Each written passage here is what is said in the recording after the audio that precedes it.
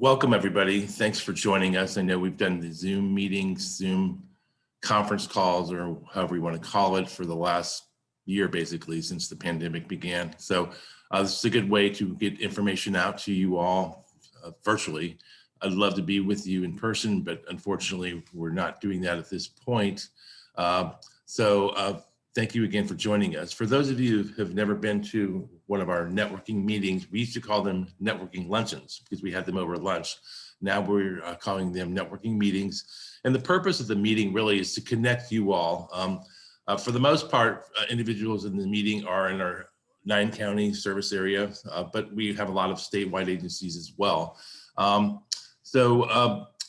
I said, the purpose is to connect, and what we want to do is try to have everybody provide information about their organization. And we have a list, if you could see on the outline on the left, and I'm going to try to go in that order. But the main thing is to try to tell us a little bit about, maybe introduce yourself, let us know what organization you represent, some of your main services that you provide. You could go into as much detail as you can, but try to keep it relatively short since we have a fairly good sized group today. Another good thing is to mention any special events that might be coming up. If you have a fundraiser or if you have an event or something like that. I'm not sure where you are all on that with regard to the pandemic, but those are some things to announce as well. So I'll go ahead and start and just kind of give you an example. First of all, if you're not familiar with the MERIL, we are a Center for Independent Living, one of the 22 in the state of Missouri. And what we do is we provide 5 core services on the IL program, or Independent Living program. Those 5 core services are advocacy, information referral, independent living skills training, peer support, as well as transition. And we do transition both in nursing home transition for folks who want to transition back to the community from a nursing home, or youth transition from a high school to either a trade school, higher education, or the working world. We also have 2 other big programs. One is called the CDS program, the Consumer Directed Services program. This is basically an attended services program where the individual with a disability directs their own care in their own home. There are some eligibility criteria for that, which I'm not going to go into great detail, but the main one is you have to be on Medicaid or Medicaid eligible and have an assessment through the state. The other program is the in-home program. That consists of a nursing program where we do have 2 nurses on staff that go out and do vital signs, medication management, maybe some skin care, diabetic nail care, those kinds of things. That's one part of the in-home program. The other part of the in-home program is similar to the CDS program, where it's an agency model where we hire folks to help people with disabilities, attendants or aides or personal care attendants. So those are the 3 major programs. Within the IL program, we have assistive devices or assistive technology. I see Scout, she's on the call today, and he may be able to give some additional information on what that is. I'm not going to really go into the details, but we do work with MAT, which is Missouri Assistive Technology, to provide assistive devices or tools to people with disabilities. Also within the IL program, we have something called Money Follows a Person, which is a program that allows individuals to transition from the nursing home into the community. It also kind of goes in with that 5th core service. So real quick, one of the things I want to stress is we're always hiring, or we're always in the need of attendants. So if you all are aware of people that want to work as an attendant, certainly send them to MERIL's way. Obviously, we could use all the help we could get, both on the CDS and the in-home side. So that's really critical. Also, real quick, we're right now in the middle of our legislative session, and one of the things we do is advocacy, and we're focusing on 2 major bills, mainly appropriations or funding bills.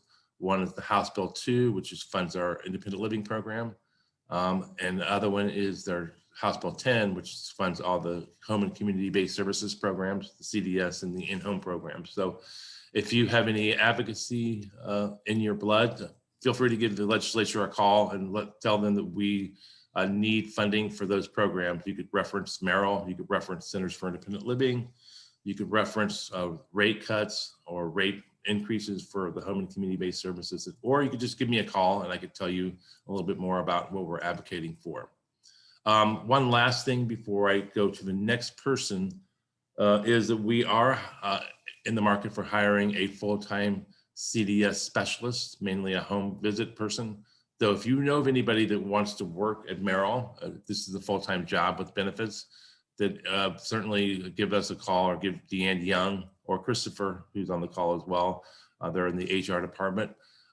Basically, that person is needed to help us with our CDS program. So if you know of anybody that's qualified and interested, then shoot them our way. Are there any questions, or if we want, we could just kind of skip to the next one. I'm going to try to leave a little bit of room for questions at the end of each speak. I know we have a lot of people and we have not a super amount of time to get to, but I ran through that very quickly, and I apologize if I did, but are there any questions? All right, I will go ahead and go to the next person. And the next person I have on my list is Les Denny from USDA Rural Development. So if Les is available, go right ahead and kind of give your spiel. And I don't see his name up there. All right, perhaps he'll get here later. So I'm going to go back to the outline here.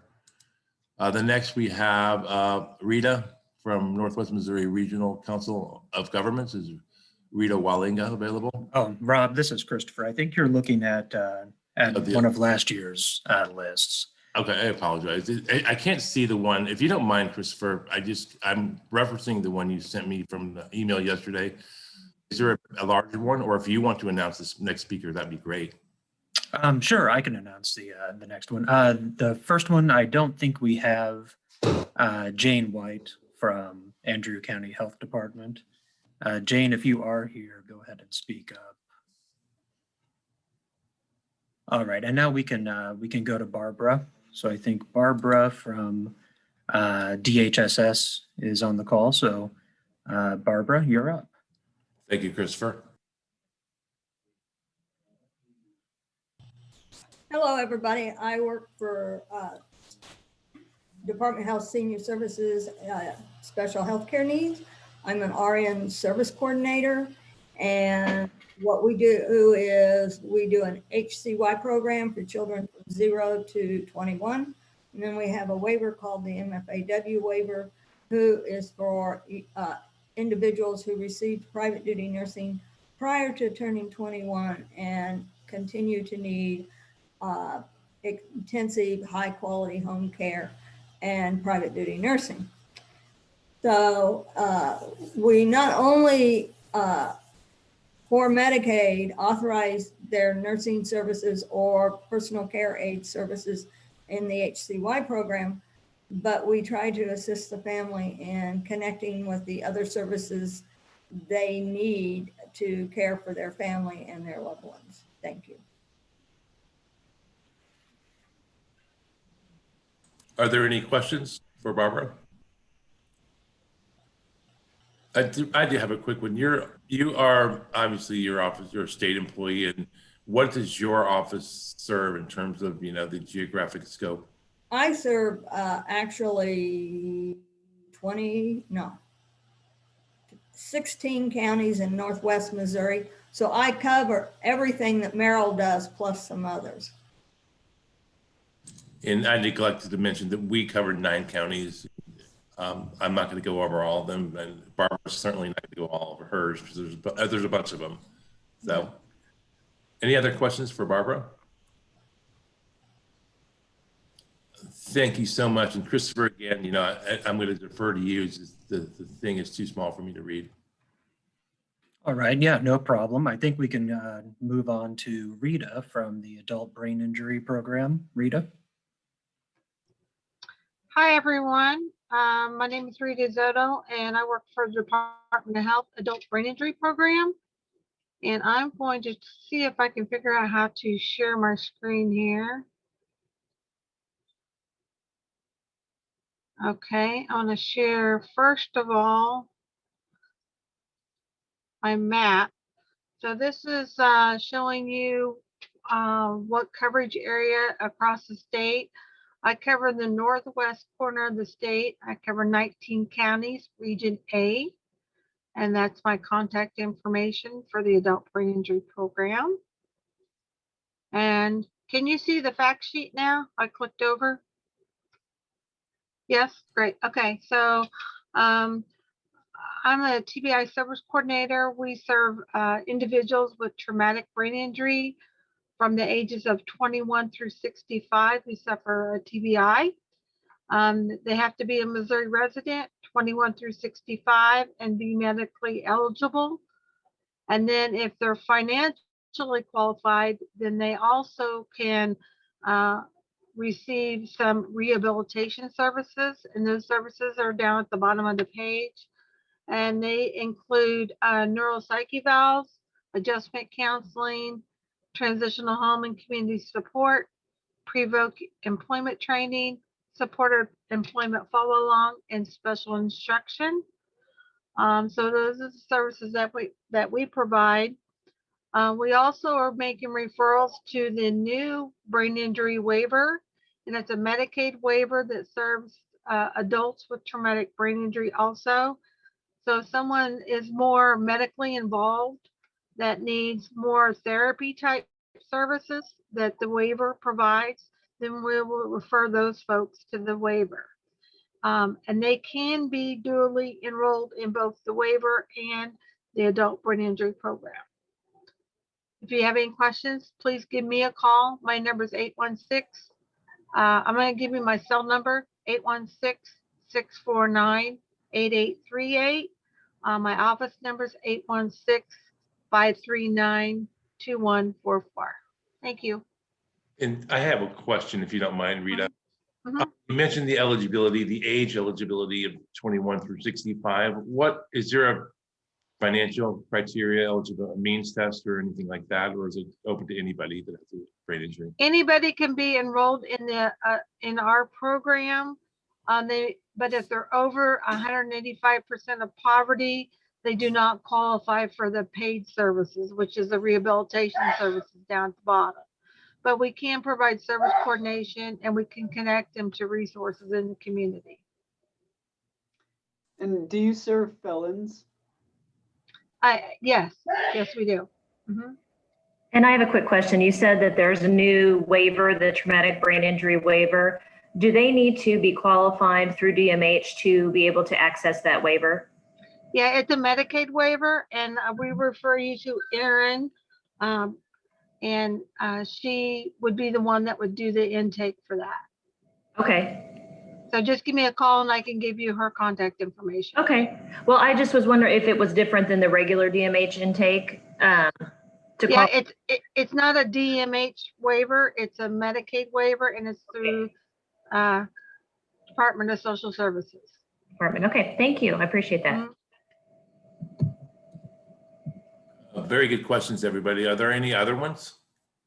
And these are questions you could ask from anybody, like eligibility, scope of service, all that kind of stuff. So, and Christopher, I just want to remind everybody, and correct me if I'm wrong, we will get you this information. So for example, the cell phone number that Rita gave out, you'll get through an email, or Christopher will mail out later. Just, is that correct, Christopher? Yes. Well, yes, the video will be posted on our YouTube page and shared with everybody in a couple of days. So you can watch back and then also take a look at the attendants who were listed on the slides and follow up with them. So yeah, that's the way you could go back and review it in case you missed something here. Christopher, I will send you information on our program and the waiver so that everybody can get those. All right, thank you. All right, and Christopher, if you don't mind, again, introducing the next speaker. Yes, well, I'm not sure if we have Aaron Bryan here to talk about the brain injury waiver, but it is on the agenda. Aaron? I'm here. Good morning. Yeah, I see you. Yeah. Go right ahead, Aaron. The floor is yours. Hopefully I'll be able to answer your question, Leandra. So my name is Aaron Bryan, and is it possible for you to advance the slides, Chris? Perfect. I am one of two brain injury waiver service coordinators with the Department of Health and Senior Services. Just wanted to shout out and say many thanks to Barbara Snook for providing an introduction for the Bureau of Special Healthcare Needs. Further information regarding the brain injury waiver may also be found at the links that she shared in her slides for Special Healthcare Needs DHSS website. I also want to thank Rita Zotto. It was good to see your face, for providing information regarding the Adult Brain Injury Program. Very much appreciate my colleagues and the outstanding work that they do. So in addition to the Healthy Children and Youth Program, the Medically Fragile Adult Waiver, and the Adult Brain Injury Program, DHSS has implemented a new brain injury waiver with the intent to provide service coordination and home and community-based services to Missouri Health Net recipients ages 21 through 65 who are living with traumatic brain injury, or TBI. So as you can see on that fact sheet, I'd just like to walk with you through the eligibility criteria outlined by that fact sheet. As you can see in the slides, a participant must be a Missouri resident, be between the ages of 21 and 65, be enrolled in Missouri Health Net, and have a federally matched ME, or Missouri Health Net eligibility code. A participant must require medical care equivalent to the level of care received in a nursing home, have medical documentation of a traumatic brain injury, and they may not be enrolled in another state waiver. However, Rita was correct. Participants may be duly enrolled in the Adult Brain Injury Program as well as the Brain Injury Waiver. However, enrollment in the waiver is contingent upon not being enrolled in any other DHSS, DSS, DSDS, DMH waivers. So at this time, the rehabilitation services that are available through the brain injury waiver, and these are also listed on the bottom of that fact sheet, include personal care, applied behavioral analysis, assistive technology, cognitive rehabilitation therapy, environmental access and modification, neuropsychological evaluation and consultation, which is also available through the Adult Brain Injury Program, occupational therapy, physical therapy, and speech therapies. So you'll also see information on that brain injury waiver fact sheet related to the role of the service coordinator. So as you take an opportunity to view that service coordination map, it looks similar to the map that was shared by Rita. You'll notice that I am providing coverage for the western half of the state, and LaVonda Meller is my colleague providing coverage for the eastern half of the state. I'd like to go ahead and provide you with my direct contact information. You certainly can reach me through calling the DHSS central office in Jeff City, but my direct line, should you have any questions about the waiver, should you like to make a referral, etc., you may reach me directly at 573-522-6520. My email contact is my first name, Erin, E-R-I-N, last name Bryan, B-R-Y-A-N, at health.mo.gov. Thank you all so much for the opportunity to share with you this morning. I'd be happy to take any questions.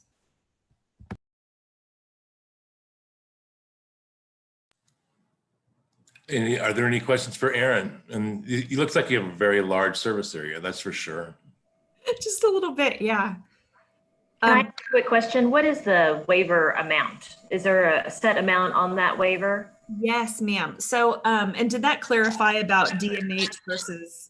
Yes, it did. Yes, that was very helpful. I have a lot of phone calls actually for TBI, and so this is great information. So I can refer them on to you guys. This is really Wonderful. Yeah, so we're through DHSS, and yes, there were just two of us in a pretty large service area. You had asked, I'm so sorry, repeat that again. the amount on the waiver is Yes, there a set it amount? is $27,500 annually. Okay. Only two of those rehab services that have a specific cap limit are the home modifications, environmental access and modification, as well as the assistive technology. They both are capped at 5,000 annually. Okay. And also, like, do they need to have a pre-existing I mean, like, the reason I'm asking, I have somebody in particular I'm thinking of. They haven't got the diagnosis. They're in their 50s. Does the diagnosis have to have happened before they get contacted with you, or can you refer them to services in order to help them find like neurology? I saw that you have neurological evaluations on there. Yes. I don't know that a neuropsychologist can necessarily make that diagnosis. Typically, they already have documentation somewhere in their medical history. However, if they've established care and have a primary physician that feels comfortable, we do have a form letter that can be completed by their, their physician stating that they do have a history of traumatic brain injury. Wonderful. Okay. I think, I'm not sure if a neuropsychologist can complete that, but like an MD or a DO could, that's familiar. Okay. Erin, Yes. yes, they can do a diagnosis on that, Okay. but we can't pay for it on our program. They have to have the diagnosis before they can enroll in our program. Gotcha. And same for ours. I have to have that documentation before I can enroll someone, so they can't receive our eval. Yeah. Thank you very much. Yeah, you're welcome. And just one last piece that's not present on that fact sheet is we are a small waiver and small funding initially. We certainly hope to grow. But right now we are at a cap limit of 20 participants annually. So we are, just to let everyone know, officially across the state, 19 of those 20 slots have been assigned. And I do have a couple of referrals out. So there most likely will be a wait list. When did the waiver start? When was this put in? It was technically implemented last summer, late July. We began accepting referrals. To be completely frank, we are learning every day, and it's been a pretty slow moving process.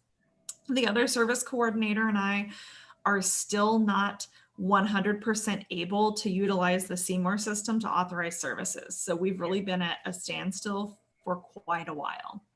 So I feel like we're kind of at that 95% place where the 19 folks that know that they're going to receive services are just hanging in there with us. So that's important too. If you have someone that like needs assistance right away, we may not be quite ready for that.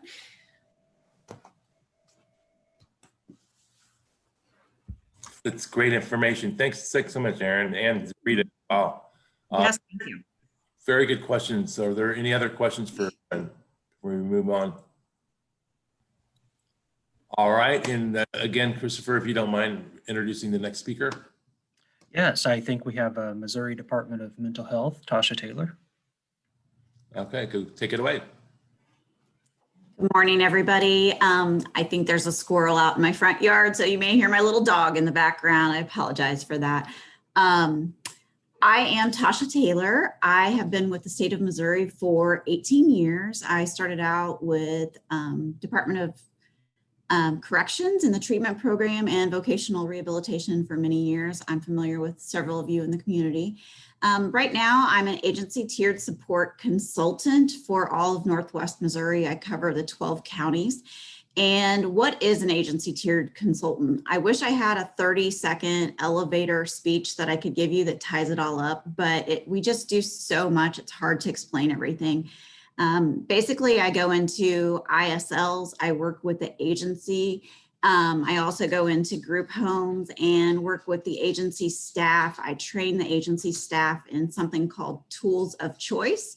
We also allow guardians or anyone who's interested in attending our class to sign up. Tools of Choice is now on Relias, so it's completely available online. It's free of charge.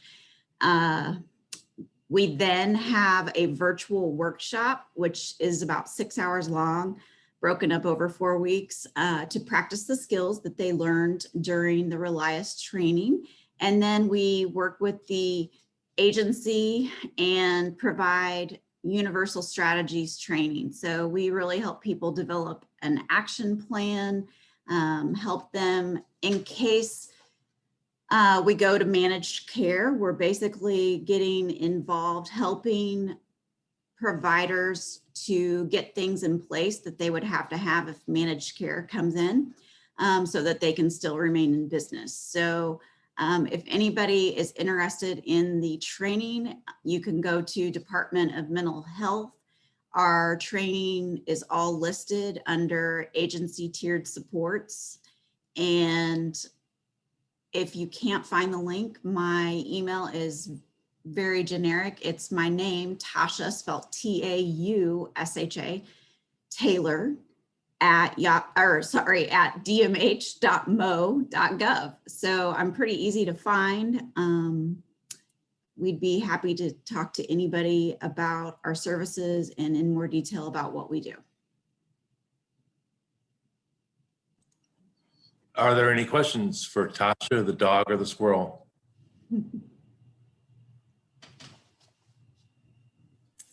All right. Well, thank you so much for joining us and giving us some great information. Okay, Christopher, do you mind if, again, you know, my eyes are not what they used to be, and I'll let you take it away from there. Oh, that's fine. I think Scout Mary from Missouri Assistive Technology is up next. Yes. Hello, everybody. I am Scout, and like I said, I am with Missouri Assistive Technology. We are the statewide AT Act program for Missouri. So we cover all counties in Missouri. We work pretty closely with MERIL, as Rob noted, with our demonstration program. So I was invited today. So really quickly, I'm going to read our mission, which is we strive to enhance the lives of all Missourians with disabilities, older Missourians, families, and service professionals. Our activities increase access to and acquisition of assistive technology, otherwise known as AT, devices as well as services. These could be for home, work, school, or play, but assistive technology provides choice, control, and independence. So we obviously fit right in with IL Center's missions to provide that choice, control, and independence. We have a variety of programs. If you can see the slide, you can see those listed off to the side.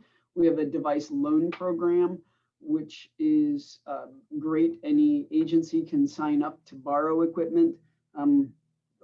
We predominantly work with schools on this, but we really like the idea of people can get equipment to see if it works for them, and whatever the funding source, whether it's a waiver or paying out of pocket, or an employer, the person can get hands-on experience with equipment.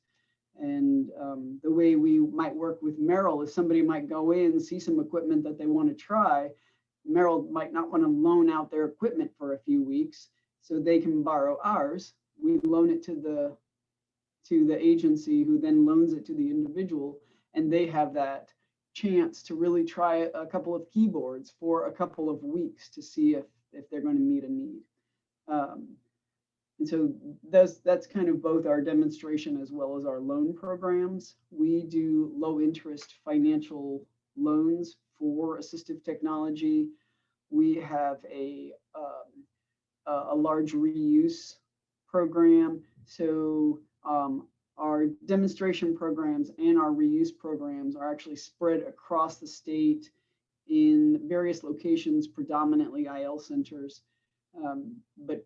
But so we partner with all these locations across the state to really try to provide that statewide access, as well as our TAP programs, our telecommunication access programs, which is encompasses home phones, cell phones, computer access, hardware and software, and accessories for the phone programs, but all kinds of options to provide that distance communication for Missouri residents.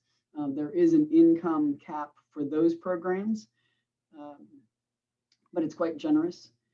We, down at the bottom, you'll see the I Can Connect, which is the deaf-blind equipment program. It's very similar to the TAP programs. It is just for individuals with significant hearing loss and significant vision loss. There's a slightly different income cap for that program. We have an AT reimbursement for schools. So we help schools provide the equipment needed as designated in an IEP for a child. That is a grant program, so you have to fill out paperwork. We have a little bit of money that we get annually specifically for kids assistive technology that doesn't have a funding source other places. We generally have an annual conference. We have missed that for a little bit. We're hoping to do that again in 2022. And we provide training around the state for any kind of assistive technology needs. So that is a kind of an overview of our programs, run through about as quick as I could. So if anybody has any questions, they can reach out to us. We have an info at email address, which is info@mo-at, just to keep things interesting. We throw in the dash, .org. Yes, we are org. Our web address, however, is a .gov, at.mo.gov. And so that has contact information for all of us there as well. So if there's any questions, I'm glad to answer them. I do run the demonstration and reuse programs. So if I can't answer any other questions, I will get you the answers from the people who run those programs. So are there any questions? I mean, you know, I will just say that this is an outstanding program that's been around for a number of years that has provided thousands and thousands of people access to technology. We call it devices and tools, just not to muddy the waters with our participants, but it is really good stuff for people with disabilities to have in their lives. So, and it's a great resource, a lot of funding. They do a lot of legislative advocacy as well. So this is a good source to have. If you don't know about them directly, you could certainly learn about them through MERIL as well. Yep. And one of the things that Rob pointed out is they're kind of moving from technology to tools to talk about their devices, because it really is everything from very high tech, basically, to very low tech. I demonstrated jar openers and you know, some other very simple like car access tools yesterday. So you know, it is not just Braille devices or, you know, high tech communication devices. We really run the gamut. All right, thank you. Are there any questions? All right, thank you so much, Scout. I appreciate it. Good to see you. And Christopher, again, if you don't mind introducing our next speaker. Yes, Jody from United Way. Well, good morning. I have a few things to highlight today that United Way wants to offer or share with the group. I'm not going to go into detail about all of our programming, but here are just a few things that might be relevant or of interest. One is we have the FamilyWise prescription discount card. That is a free program. There's no registration, there's no cost. There's no income limits. Anybody can use it, and it's a prescription discount card. We know there are several of these out there. GoodRx is another one, but FamilyWise is one that United Way has partnered with for probably about 15 years. And on average in our area, we save about $20,000 a month for citizens using or community members using this card. I know some of you might be in Jefferson City or Plattsburgh or other communities. Anybody can use this. There's no geographic limitation. And so if you or your clients would like some of these cards, we are happy to provide them. You can also go on our website and access them that way. You can't double dip. So if you have insurance, you can't apply this as well. But I know I've had some medications before where actually the FamilyWise gave me a better cost than my insurance does. So it's always worth, even if you have private insurance, showing it to the pharmacy. And I know I have actually a couple right now at Hy-Vee that I use through this card versus actually using my insurance because it's cheaper and we're all about saving money. So especially if you don't have insurance, this is a great benefit. And we have thousands of these cards in our office, or you can go on our website. So check that out. Also through United Way, to help your clients out, we have two special funds right now. One is the Housing Stability Program, and that is for individuals who are facing homelessness, at imminent risk of homelessness, or who are homeless, to help them get into a more stable situation, as well as reconnecting people to stability through a bus ticket. So let's say they've landed in St. Joseph, they don't belong here, they don't live here, they have no means of support. Let's get them back to their home in Joplin or Dallas or Washington State, where they have a place to go. We can also help pay for like a rent or deposit or something like that in certain circumstances here in St. Joseph. We also have the COVID-19 Relief Fund. We know there's been hundreds of thousands of dollars that have been pumped into our community recently through CARES Act funding and other sources to address COVID-related needs, which is amazing. There are some limitations to some of that funding.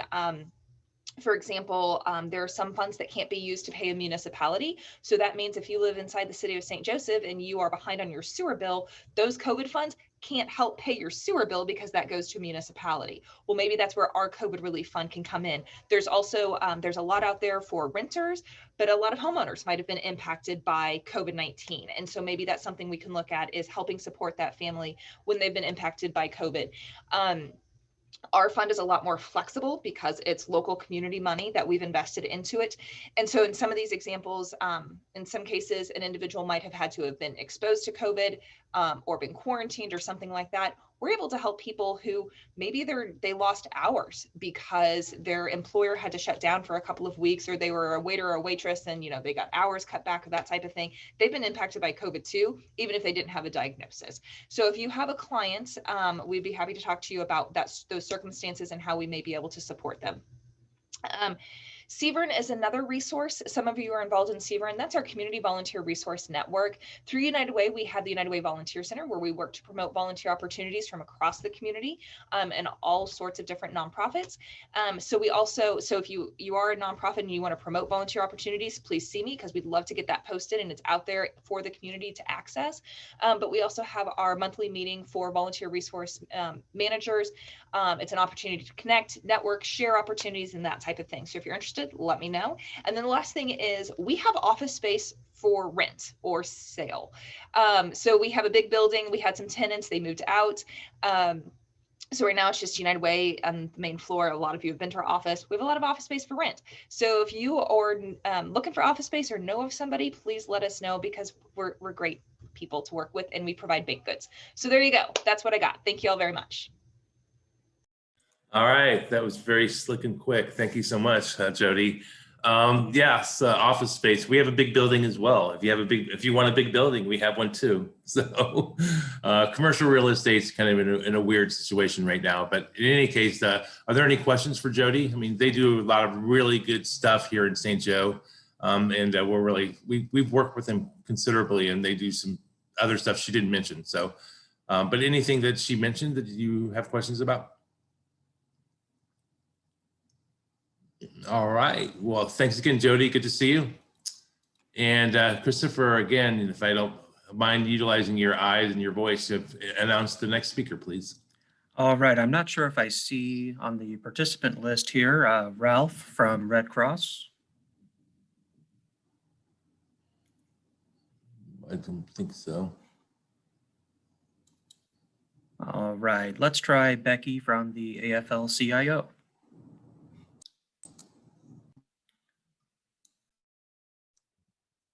Good morning, everyone.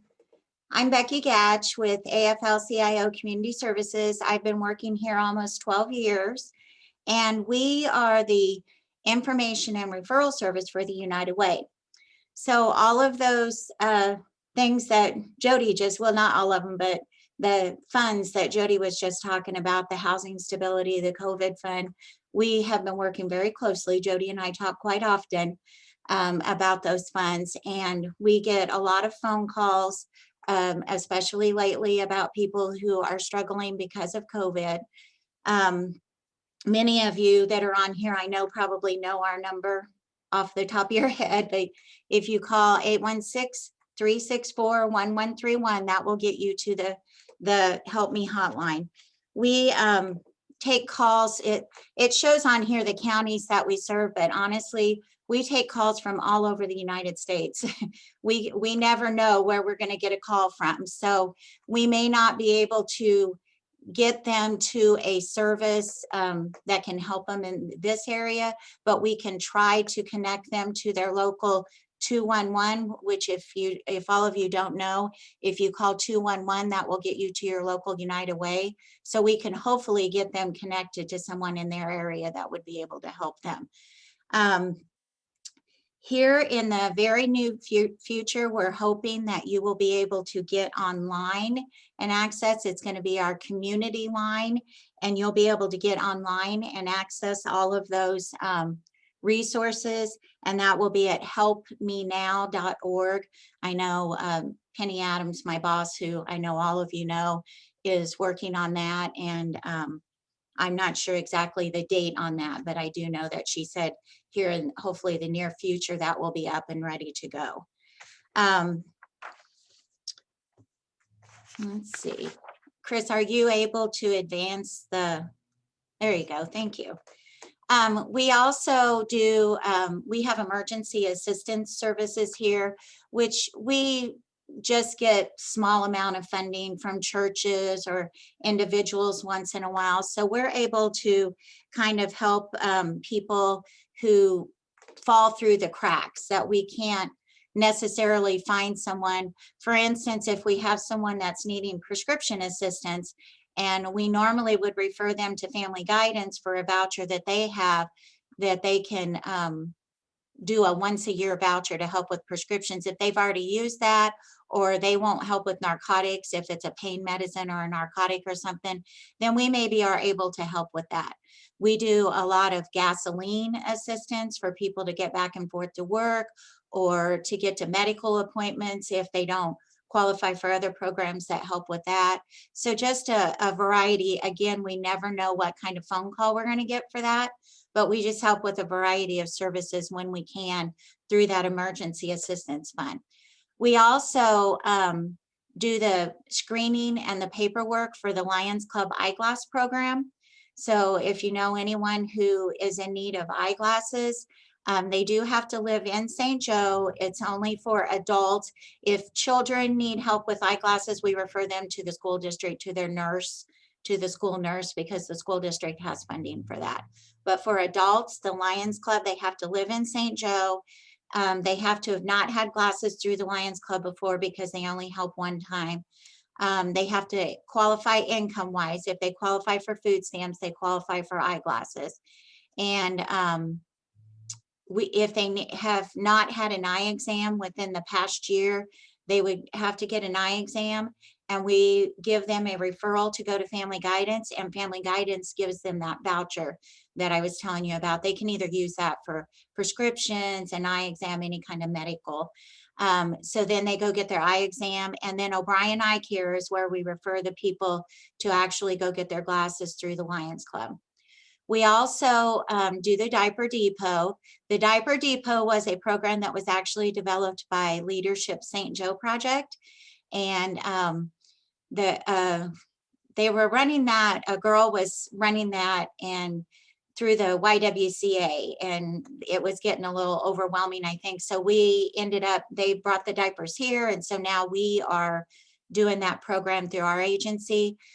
They can get, those that are in need of diapers can get diapers 4 times a year. It has to be a month in between each time that they get them.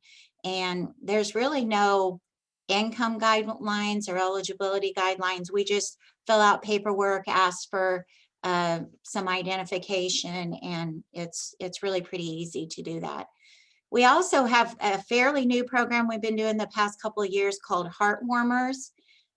We had a guy contact us who is online on Facebook actually, and he collects funds and he buys heaters, and those come down to our agency. So when people call us and are in need of a heater for during the winter time, they can get one from us, and it's through that program the heaters are provided. We also Evergy, I know it says KCPL on there still, but Evergy provides us fans every year. And those are donated out through our program. And then if anyone happens to donate air conditioners to us or funding for that, we'll have sometimes people that'll give us funding that says this is specifically for heating or cooling. We can purchase an air conditioner once in a while. We very rarely get air conditioners donated or have the funds to do that, but occasionally we can. We also have a thrift store here in our building called Fabulous Finds. We are very proud of our thrift store. The girls out there keep it just looking top notch all the time. The items are for sale in the thrift store, but for those that are in need, they're able to obtain a voucher. If they get a voucher from another agency, we accept those, but they also can just come up to the front office and get a voucher from us. They can do that 4 times a year. It has to be 3 months in between each visit. And that allows them to get 6 free items per household member. So that's just a way for us to kind of have a little bit of control over them instead of them coming and filling up a grocery cart and then going and having a garage sale, which is what was happening when the items were free. So it just gives us a little bit of control. We have people who are donating that sometimes get a little upset because the items are for sale. So we had to kind of explain to them why we do that, that just gives us a little control to do that. Let's see, what else about we also, people can volunteer in the clothes closet if they choose, and they can earn $6 per hour for every hour that they volunteer. It's not we're not paying them $6, but credit that they can spend in the store. So if you have anyone that is in need of clothing, maybe they've already used their vouchers, then they could come and volunteer if they wanted to and earn that $6. And honestly, $6 goes quite a ways in our thrift store. So let's see, the store is open to the public. It's not, just a thrift store it's only for vouchers. It is open to the public. They're also try to be a very green store. They recycle all of the metal that they can't use. They take to the metal yard to take stuff to the recycling company. So we also earn a little bit of funds that way through this recycling company. We also take court-appointed community service people who need to get their hours. Also, the kids through high school who need to get their required graduation credits, we'll work with them. We've done a lot with people that are on light duty for their employers. We've had several of those here working with us. Also, special needs employees, we've worked with those also. Okay. Let's see. Next is the Adoptive Family Christmas Program. I know a lot of you probably know about our Adoptive Family Christmas Program, which was very different for us this year because of COVID. Everything ended up going fantastic. We actually were done earlier this year than we've ever been. Any year since I've been here, Penny says any year since she's been here, everything went very well. For those of you that might not know, the Adoptive Family Christmas Program, we match up adopters who are willing to adopt a family. So the adopters are just individuals from our community or the surrounding community, businesses or organizations, groups of friends and stuff will come together and adopt a family. And so they can adopt a family through our program to provide Christmas for them. So in 2020, we were able to adopt 748 families, and that was 2,431 individuals. So it is a very involved program for us. We're really proud of our adoptive family program. There's actually a lot of need around Christmas time, and we're proud that we're able to help that many people through that. We also do the Souls for Christ Shoe program. This, when you was asking Rob about things that would be coming up that we want to talk about, this would probably be our program, because we do this about the week or week and a half before school starts each year. Now, again, this past year, we didn't get to do the Souls for Christ shoe program. We were able to give out a few shoes. I'll talk to you about that in a minute, but and mainly the reason why we couldn't do that, the Civic Arena actually offered for us to use their building so that we could space people out and try to social distance and everything like we would have needed to. But we couldn't get the volunteers that were willing. It was in August, just kind of when there was too much going on, you know, with COVID. And so we couldn't get the volunteers that wanted to help with that. So we were not able to do that. Normally we give out, you know, 1,200 pair of shoes every year. So this past year, what we did is my boss contacted all of the school counselors in town.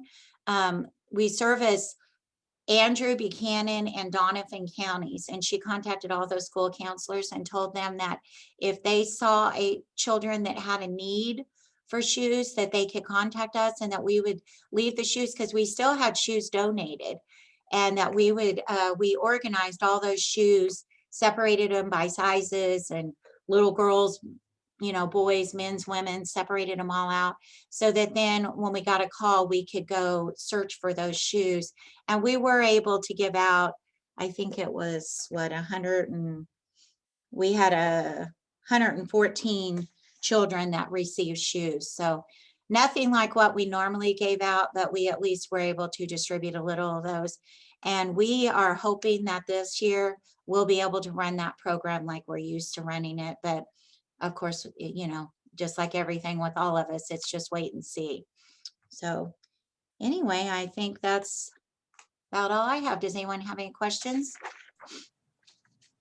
For those of you that don't know about the Afl-Cio, they do a great job of just connecting people with just things that, you know, random things that someone might need, a refrigerator or a bed or whatever. And they send out email blasts to people, and we've used them quite a bit. So I really appreciate the good stuff you guys do, Becky. Thank you, Rob. I should have mentioned that about our emails. I forgot about that. We we call them our mass email.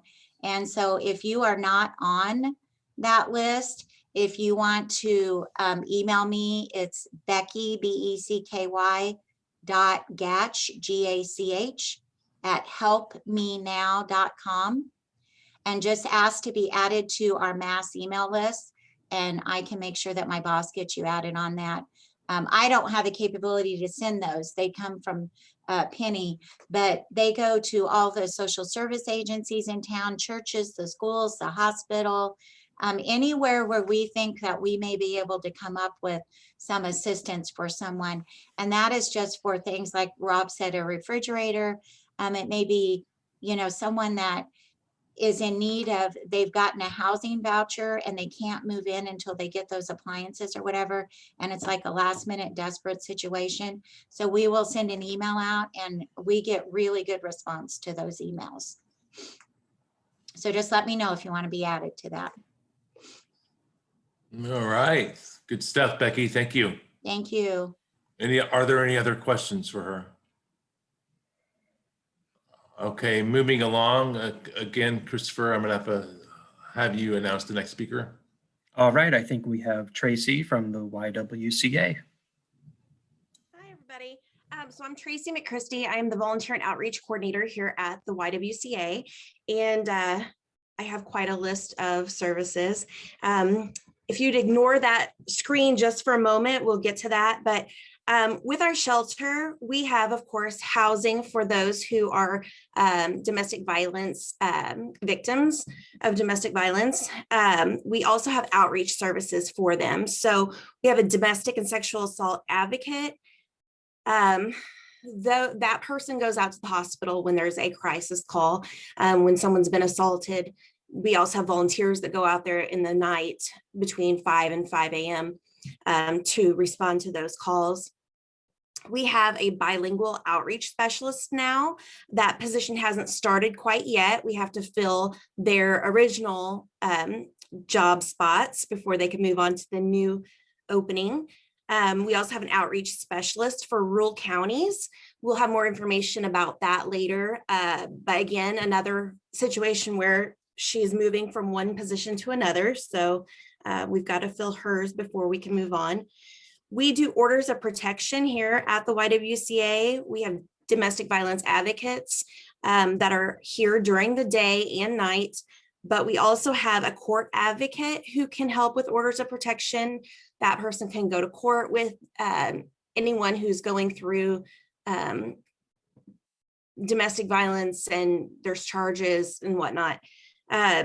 The law enforcement office has a law enforcement advocate as well, so they can also do orders of protection there. And that's Jada McClintock. She also can help with following up and seeing where cases are, where someone has prosecuted or had a assault rape kit done. So she can look that up for them. We have an emergency assistance specialist. If someone is going through domestic violence, they can come and talk to our specialist. She can help them break down barriers that are keeping them in the home where they're being abused. Free counseling is here. We have 4 therapists. That's open to anyone in the community, just as the orders of protection and the emergency specialist. We have also our Healthy Teen Parents, Healthy Babies program. That's for teen moms and dads, pregnant or parenting. It's a support group. They're getting parenting tips. They're connected with parents as teachers. They have meetings throughout the month. And we also provide them with some of their needs, such as diapers and other things that they may need that we get in through our donation program. We have our GRIT Center, which is our newest program. It's a teen center. It's a drop-in center. It stands for Growing Resilient Independent Teens, and it's for ages 12 to 19. Basically, they can come in and drop in anytime they would like between the ages currently, or times of currently 3 to 6:30 p.m. There are a lot of activities. They do arts and crafts. They can play games. They can watch TV. They can read. I will tell you, every time I walk by there, there's a lot of giggling going on, and they're having a lot of fun no matter what they're doing. So it's exciting, and they can bring friends. There's really no qualifications other than to be between 12 and 19. So send everyone you can think of. Workshops are held every Wednesday at 4:30, and they do those in person and virtually. So if they sign up, we can make sure they get all the tools that they need, the supplies before that Wednesday. We also have parenting classes. We teach conscious discipline. We have trainers here. Classes are twice a month. For this month, they are March 22nd and the 29th. So if someone would like to sign up, they can do so by calling our number here at the YW, and it's $10 per session. If they cannot afford the $10, then we can offer assistance with that. We just hired a couple new positions. We now have a grant writer here. That was Kim Kempf, and she was our shelter director. So we have also had to fill that position, and Wendy Hickman has taken that position and will be our new director for shelter. We have a social justice director that has just been hired. We're really excited about that. We hope to have a lot of new opportunities for discussion about social justice, and hope to partner with some of the agencies and individuals who are already doing that within our community. Women of Excellence is coming up. That's in June. That's June 17th. It will be live streamed on KQ2, 11 o'clock and 6 p.m. Nominations are open until March 31st. So if you have someone, a business or a woman who you think is excellent at what they do, please nominate them, and we'll give you all the details when you do so. The most exciting thing here at the YW right now is we have an additional location. We just purchased the church across the street. It's the one beside the parking lot. And finally, we have a parking lot. That's pretty cool. It's at 323 North 8th Street. And what we are moving there is our social justice director, our data people, our grit center is going to be moving there. Our parenting classes will be there. Our healthy teen parents, healthy babies program will be there. And our New Start store will be there. Our New Start store is a type of thrift store here that the ladies can access safely. Everything has been donated and they can shop, get what they need, because a lot of times they do come into shelter with nothing but the clothes on their back, and sometimes not even that. So this gives them an opportunity to get those items. And we're hoping, because it will be across the street, that they'll feel like they actually went somewhere to go shopping. And we're always looking for volunteers to help with the New Start store, to help with mentoring teens, parenting teens, helping in the grit center. Right now, we need as much help as we can get with cleaning and painting and moving into our new location. So if you know of a group that might be interested, shoot me an email and that we can contact them.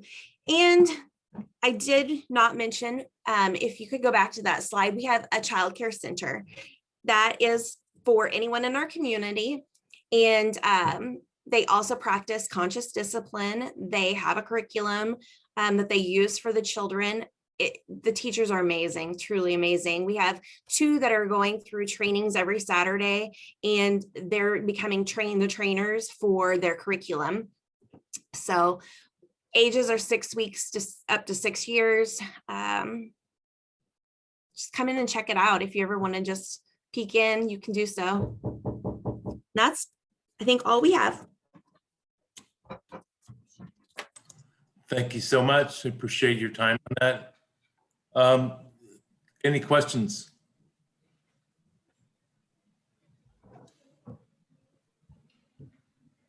All right, hearing none, let's move along. And Christopher, again, if you don't mind doing the honors. Yes, I think from Catholic Charities, Sonia and Jimmy.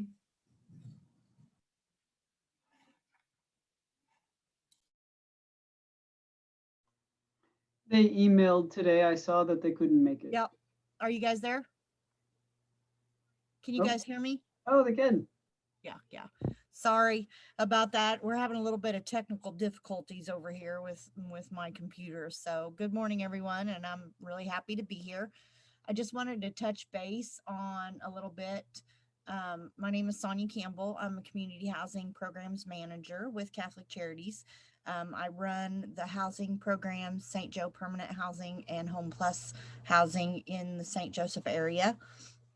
I want to talk a little bit this morning in regards to services that we have available through our Welcome Center.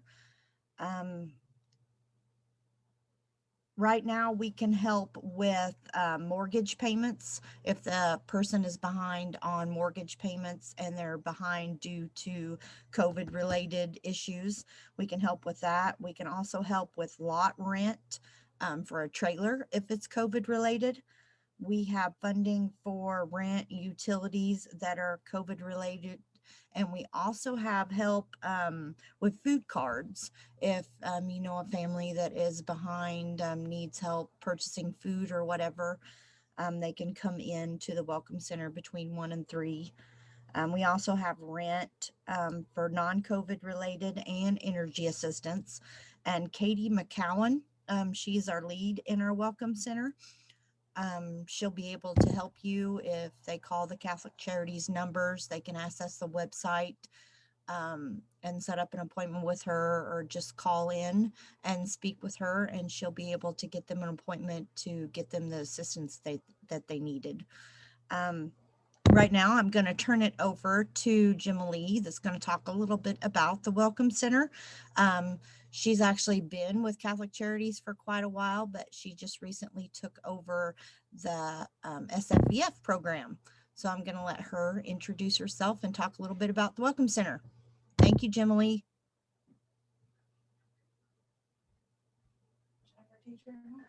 Thank you, Sonia. My name is Jimmy O'Connor, and as Sonia said, I'm the SSVF housing program person. I help veterans with rapid rehousing, and we work with the continuum of care and the coordinated entry program. And I just wanted to say some other things about what else Catholic Charities does here in this community. As Sonia mentioned, the Welcome Center, people can come in to our office between 1 and 3:30 in the afternoon and meet with Katie to get hygiene products or diapers and to talk with her about other benefits that they might be able to receive from Catholic Charities. Also, we have children and family services. We help people with adoptions. We can help them with baby formula, preparation for the birth of their child.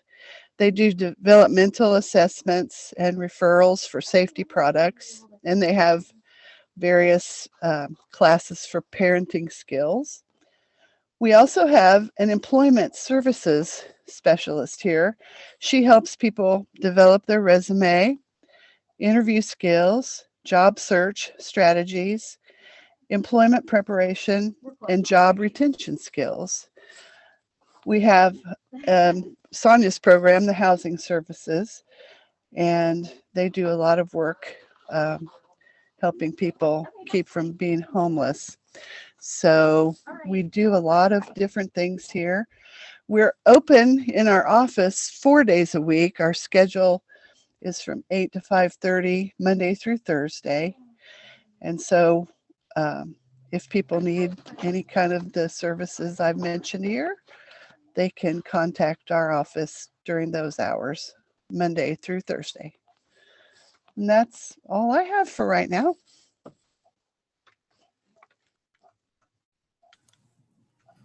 Thank you, Jimmy. That's good information to have. Anything else from Catholic Charities from either two of you?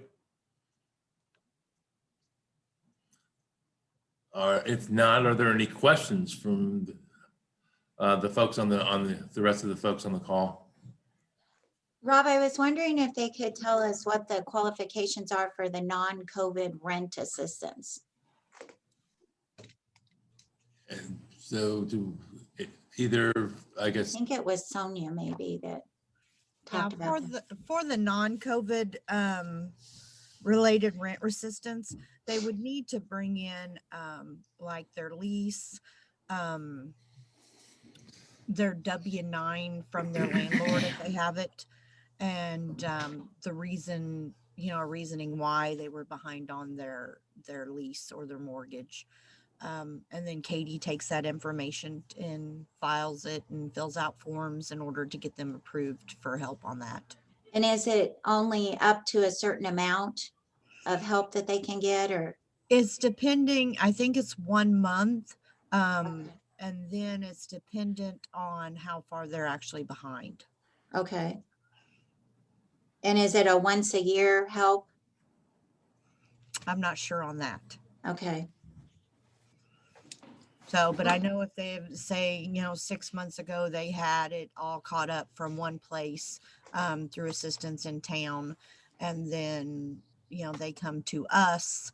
Those are things that we need to look at too, because each, there's like no cookie cutter approach, they're not all the same circumstances. So, and Katie does a lot of that with the clients that come through the door, individualize and try to help them or find, if we're not able to assist them, then she helps them find other funding that helps them. So Katie's really good at addressing that with our clients. And they can call anytime or just on Monday mornings? On Monday mornings. Monday mornings, okay. And then she takes appointments for the week. Okay, thank and you. Also, if they'd like to come through the Welcome Center, between 1 and 3:30, Katie can also set them up appointment for then also. All right, thank you. Okay, thanks, Becky. Uh-huh.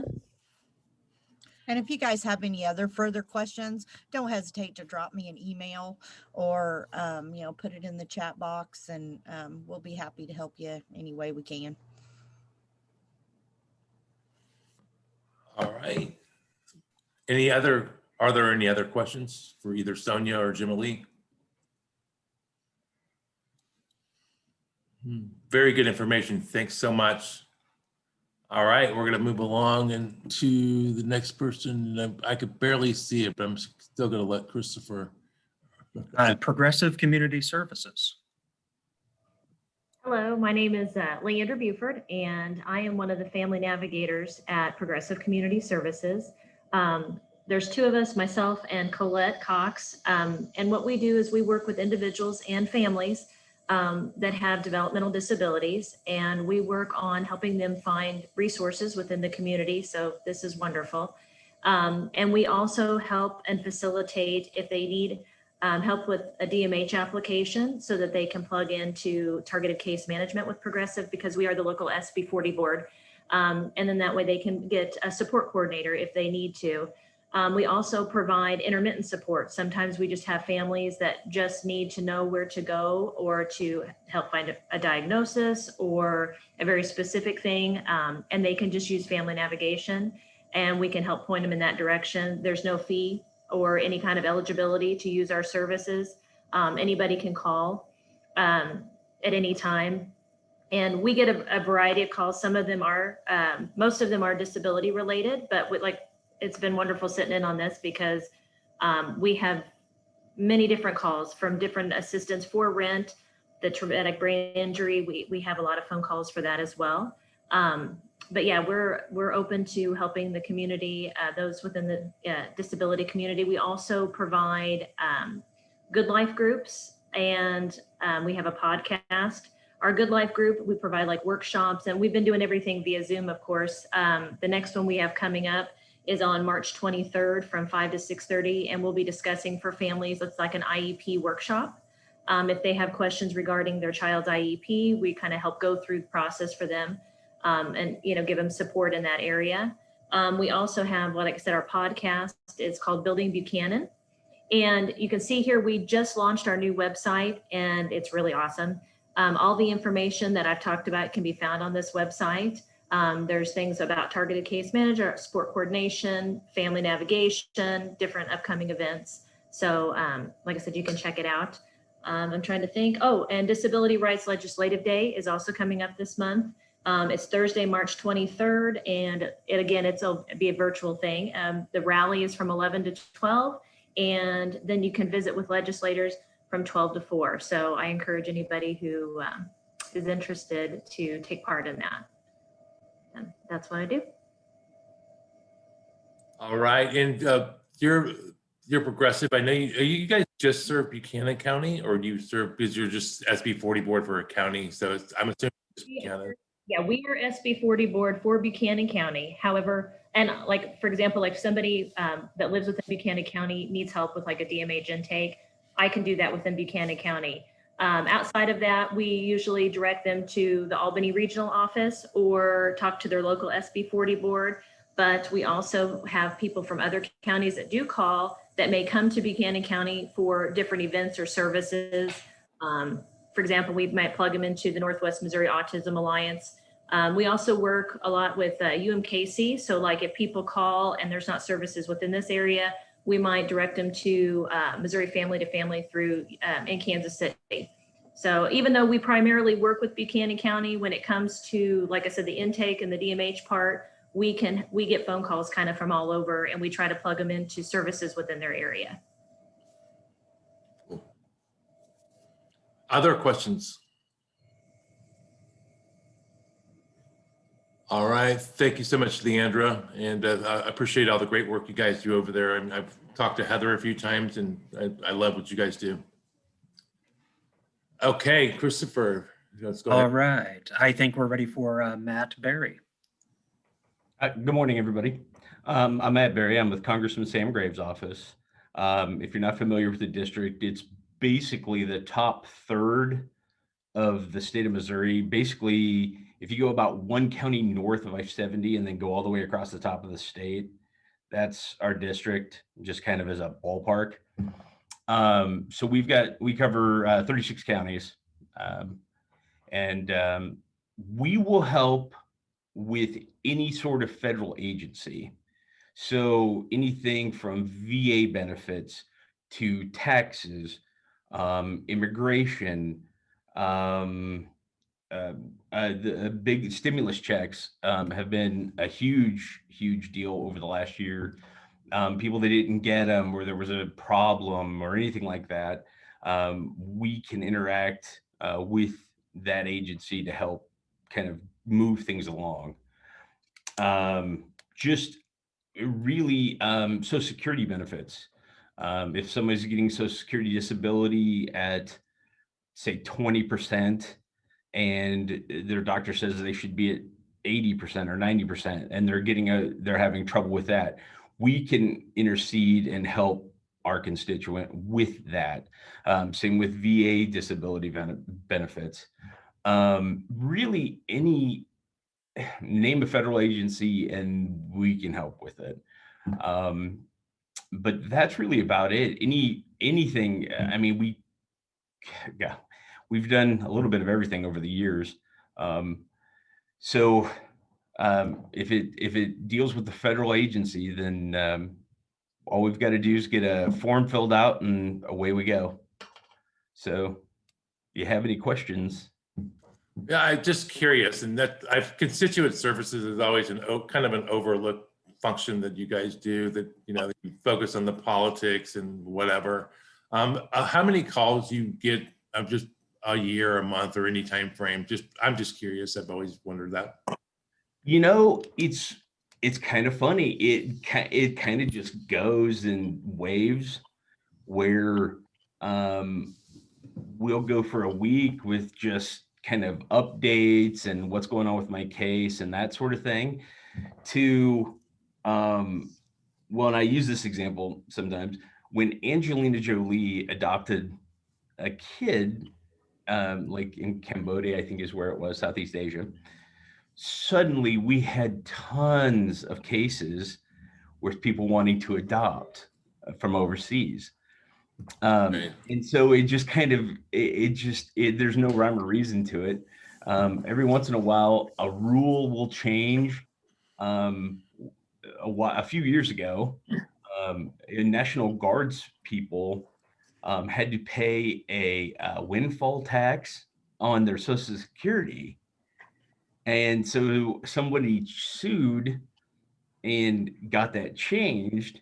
So in order to get their back pay, then they came through us. So we had a ton of Social Security / VA cases.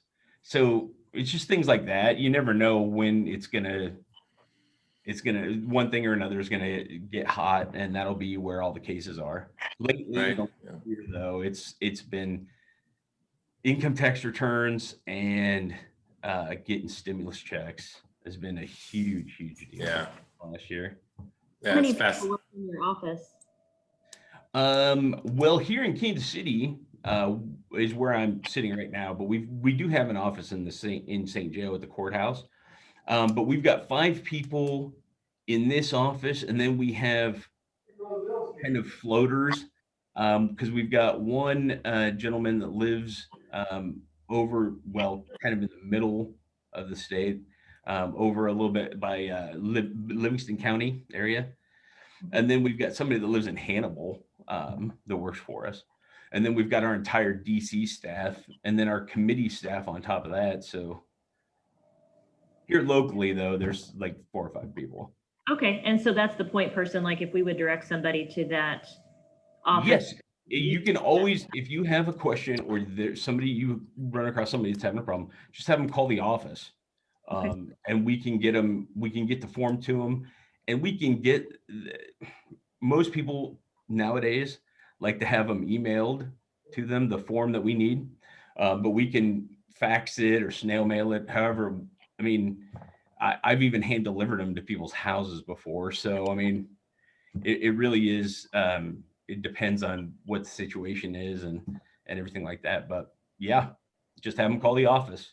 You can find us online, or if anybody wants it, 816-792-3976. We'll get you right here. All right, thank you. Sure. And if anybody needs anything, honestly, or if you just want to complain, I mean, we get that all the time. And as long as they're not talking about black helicopters spraying whatever, it's a pretty good call. So yeah, anytime you guys need anything, let me know. You need some entertainment from time to time, I'm sure. Oh, the amazing things that you hear in this job it's. I can only imagine. That's a book ready to be written. Oh yeah. Yeah, no, we've all talked about it. This is what's funny. That's going to be our retirement fund, I think. All right. That's fantastic. Thanks for coming, Matt. I appreciate it. Are Yep. there any other questions? Okay, Christopher. All right, I think Northwest Professionals in Aging, Teresa. Yes. Hello, everybody.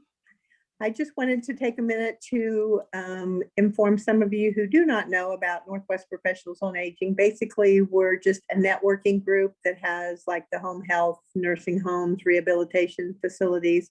We also have a lot of other members who just serve the senior population in some way. Some of you have been members in the past and are not currently. Our main focus is doing health fairs. We do at least 3 a year. We're working on a resource book right now because it's been hard to get out and have those health fairs, but we do tentatively have 2 health fairs scheduled coming up.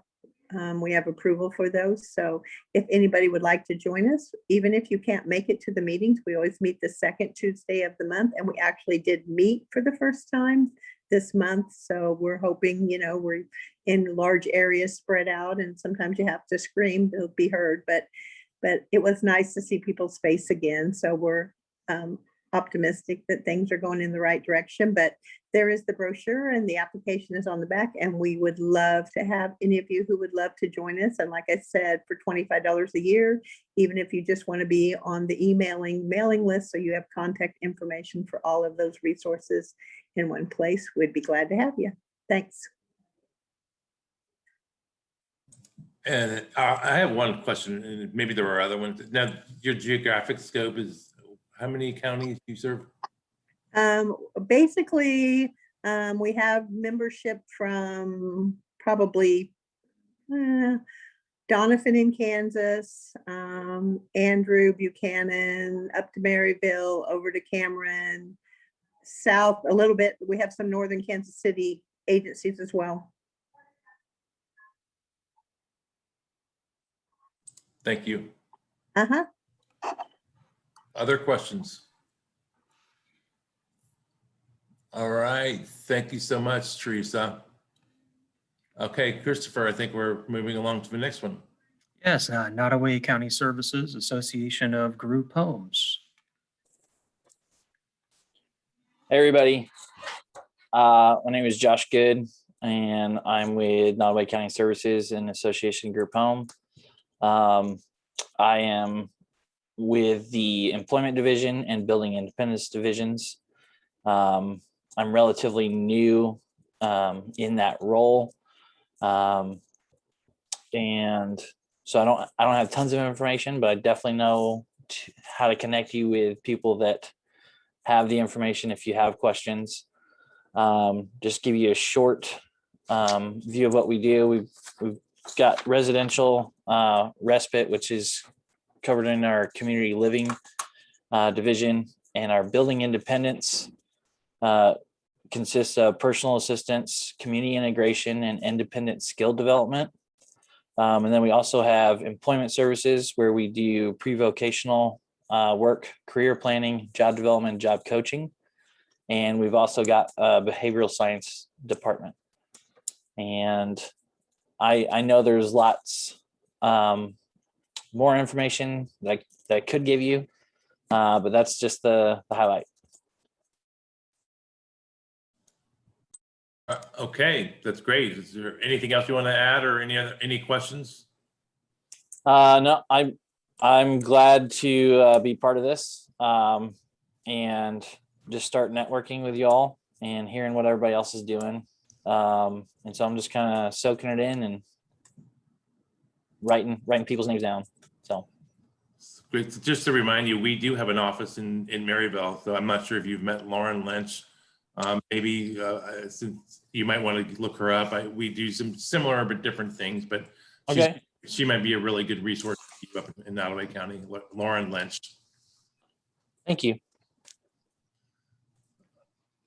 Okay, are there any other questions for Josh? All right, moving along, Christopher.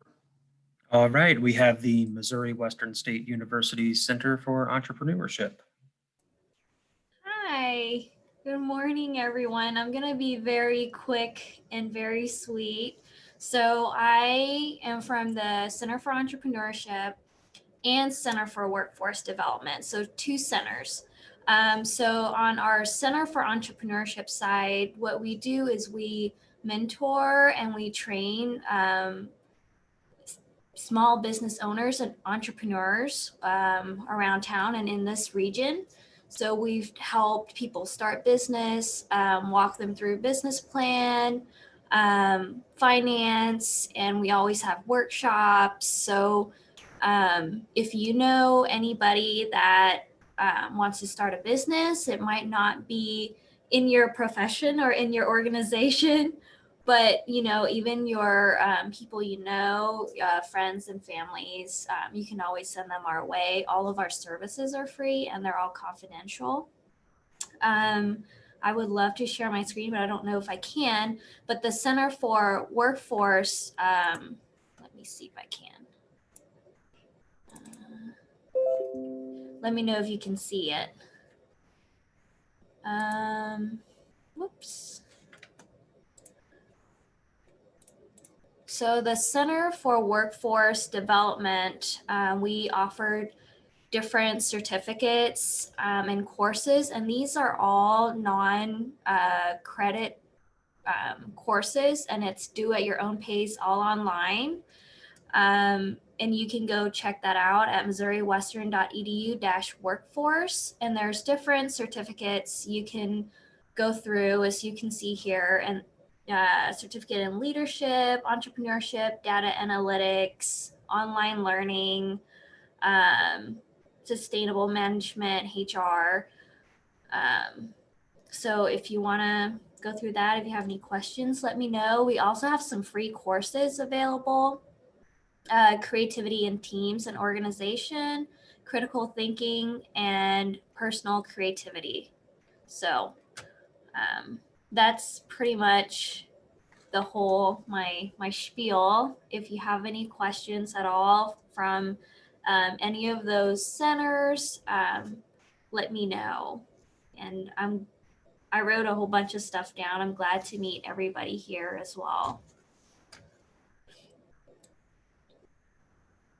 Fantastic. Thank you so much. And I know you guys do a great job in helping folks get connected with entrepreneurial skills and information, et cetera. So, all right. And Christopher, where are we?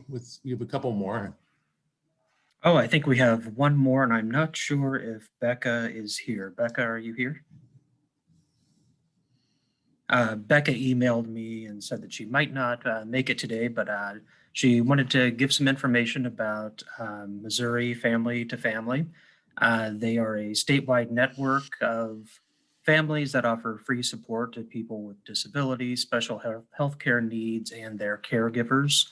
And you can find out more about them at mofamilytofamily.org. They're associated with UMKC. And I think Becca wants to join us for a future networking meeting to share more information about this. And that should be the end of the list. Well, I'm going to go ahead and just do a wrap up minute or so here. And I just want to, first of all, thank everybody. And I know we have some new faces, and and you're more than welcome to come to any. We usually group it by county, but since we serve a lot of different counties, I think it's great that everybody's here from other counties, because you obviously, like I said, you serve the county where the host place is as well. So a lot of new faces, a lot of really good information. I was very impressed. So thank you so much. And Christopher, you have the date for the next one. It's in my calendar. I don't recall when the next networking meeting is. Do you recall? I don't have that at my fingertips, but if you go to meril.org/resources, we have all of the networking meetings listed there. We're doing 3 in the spring and 3 in the fall. And we split up the counties. So we have Buchanan and Andrew counties. We have 1 in the spring and 1 in the fall. And then we also have Notaway County and then the Cameron area as well. Okay, yeah. So like I said, you're more than welcome. If it's going to remain Zoom, obviously, but at some point we're going to get back to the in-person networking luncheons versus the networking meetings. So, but for now, we're still doing Zoom. So this has really been good. I really appreciate it. If there's any comments or questions before we adjourn, I'd entertain any. And if you want to email Christopher or myself about any suggestions, or maybe we're missing an agency, or this person would be really good, or whatever, please do so. And again, I appreciate all the great work everybody's doing.